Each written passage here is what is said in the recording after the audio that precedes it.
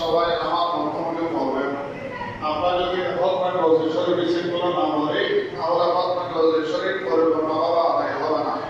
সুতরাং আমি আস্তে আস্তে বলবো, আমার মুখোমুখি সবাই বলার জন্য চেষ্টা করবেন। ছোট বাচ্চা তোমরা বলবা, তোমরা বললে তোমাদের পড়াশোনার মধ্যে তরুণ হবে, তোমাদের মুখের জনতা চলে যাবে। তোমরা বলবা, ইসলাম বলবা, সবাই আস্তাগফিরুল্লাহ। শুরু আস্তাগফিরুল্লাহ।